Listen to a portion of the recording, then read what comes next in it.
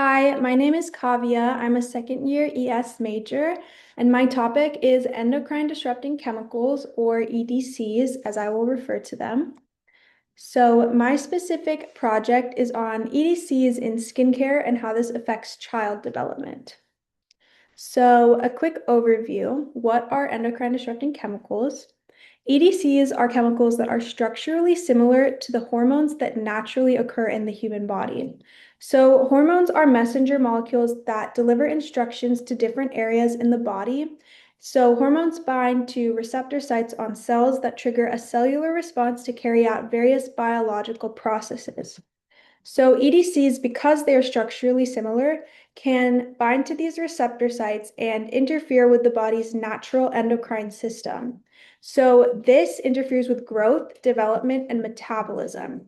EDCs are included in consumer products as binding agents and emulsifiers, shelf stabilizers and preservatives, flame retardants, and slicking agents.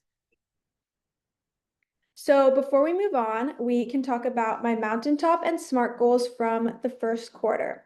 So I kind of wanted to structure my project like a public health campaign, a large-scale public health campaign that you would see an organization like the CDC carry out.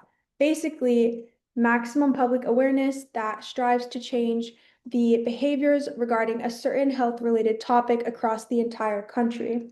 So obviously, that isn't realistic, so my SMART goal was to raise awareness around UCSB and the Santa Barbara community on endocrine disrupting chemicals. And I have sectioned my project and this presentation into three components that you would see in a typical public health campaign. So, research and a research topic, content, and then the dissemination of this content to raise public awareness and hopefully change some people's behaviors. So, I wanted to choose a specific topic within the umbrella of endocrine disrupting chemicals, and I wanted to focus on children because they are the most vulnerable group to endocrine disrupting chemicals. So I started with the research question, are children using more skincare? So basically the short answer is yes. This is a small array of all of the data and evidence that I collected. And if you want to see more of it, there'll be a QR code at the end of the presentation, but I just chose a little bit of the evidence that I thought would communicate the point well. So first we looked at Google Trends data that indicate an 800% increase in user interest in skincare since 2004. And then we looked at a lot of media articles that suggest that children are using more skincare and skincare is being marketed more aggressively to children.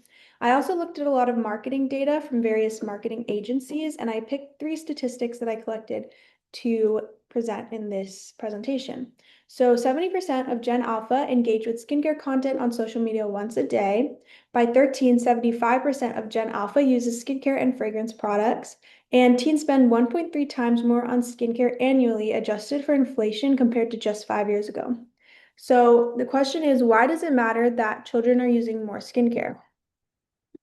It matters because children are more vulnerable to chemical absorption. So children have more permeable skin, they have an immature detoxification system, and ongoing development. That means interference from EDCs is more dangerous and has a greater effect on their biological processes. So toxic chemicals are absorbed through the skin. This is called dermal absorption. They enter systemic circulation and then can disrupt biological systems. Over time, cumulative exposure can result in metabolic syndrome, hormonal disruption, neurological damage, and chronic illnesses such as cancer. So in the USA, cosmetic ingredients do not need FDA pre-market approval for safety. Some groups of EDCs you may have heard of included in self-care products are parabens, phthalates, per and polyfluoroalkyl substances, PFAS, UV filters, and fragrance and perfume. So, as a component of the research, I analyzed various products promoted by child and tween influencers on TikTok. And the reason I chose this is because what I found out when looking at my evidence from the media and marketing agencies is that the primary way that skincare is being marketed to children is through social media influencers, where they promote a product to their followers that they have made an agreement with the brand to do so. So I looked at videos promoted by child and tween influencers with between 20,000 to 5 million followers. And I basically recorded the products that they were using, and I ran the ingredient lists of these products through the web database Claria. So Claria basically compares the ingredients in a product across a range of databases for toxicology and chemical safety. So some examples of the databases they use is the U.S. Department of Health and Human Services Toxicology Program, the EPA's master list on PFAS, the USA FDA Code of Federal Regulations, and the European Commission report on endocrine disruptors. That's not all the databases they use, but those are a few. So of all the products that I looked at, every single one came back with at least two, if not more, chemical alerts for harmful chemical ingredients. So there is a little bit of overlap in the categories. We have endocrine disruptors, carcinogens, and other various toxicological effects, such as allergens, reproductive damage, and central nervous system damage. So now we can move on to the public awareness aspect. So the first thing that I did, because my topic was focused on children as the most vulnerable demographic, I wanted to reach out to the PTAs of Goleta, and I made them this infographic that you can see on the left.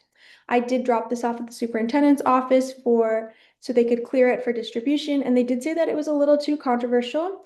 I'm not sure why, because every fact on here can be found on the FDA, the NIH, or EPA's web pages, but anyways, I made a less sort of harsh version that you can see on the right, and I resubmitted this, and they told me they would distribute it to the nursing department, like the school nurses department, rather than the parents, which is fine.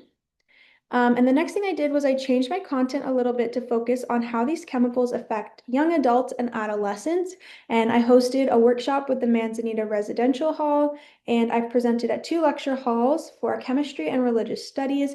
And I recruited my friends so that we could do a bunch of canvassing around campus, handing out my infographics.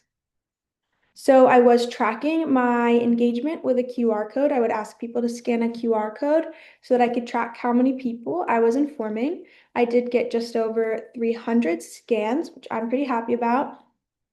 And if you're interested in looking at any of the content that I created, there's an Instagram post on how these chemicals affect child development. There's an infographic on how they affect young adults and adolescents. And there is a research paper about the aggressive marketing of skincare towards children and how this might have implications for child development. My vision for the future is that I do plan to publish this research paper in a journal. And my leadership reflections, primarily, I would wish that I would have been less nervous, because throughout this process, every time I was nervous for something, the outcome was a lot less stressful than what I had thought in my head.